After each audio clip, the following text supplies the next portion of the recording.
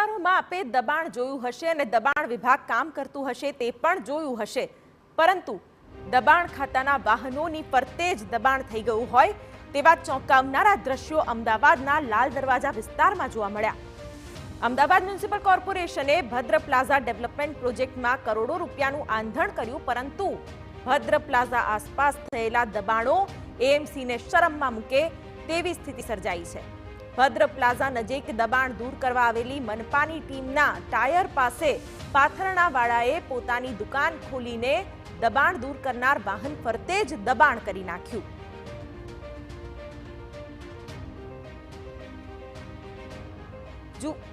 જુઓ આ દ્રશ્યો કે જેમાં એએમસીની વાન પાસે જ આટલા દબાણો છે, ત્યારે કામગીરી માત્ર દેખાડો હોય અને એસ્ટેટ વિભાગ અને પાથરણાવાળા વેપારીની કોઈ સાંઠગાંઠ હોય તે પણ જાણે ખુલ્લું પડતું હોય તે આ દ્રશ્યો પરથી જોઈ શકાય છે।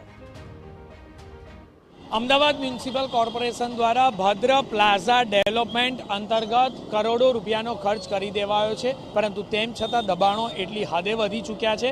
સાથે જ જે એસ્ટેટ વિભાગની ટીમ છે તે કયા પ્રકારે દબાણ દૂર કરે છે તેના જીવતા જાગતા આ પુરાવા છે કે એસ્ટેટની ગાડીઓ ઊભી છે, કોર્પોરેશનની દબાણની ગાડીઓ ઊભી છે અને તેની આજુબાજુમાં જ ફરતે દબાણો થયેલા જોવા મળે છે, પાથરણા થયેલા જોવા મળે છે, જેના કારણે વાહન ચાલકોને મુશ્કેલીનો સામનો કરવો પડી રહ્યો છે।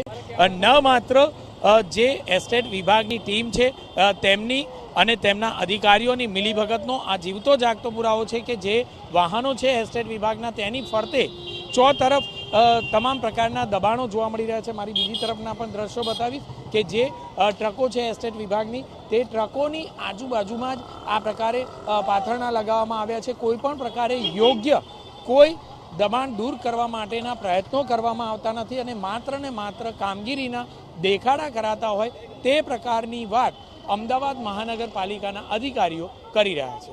કેમેરામેન નિલેશ સાથે જિગ્નેશ પટેલ, TV9।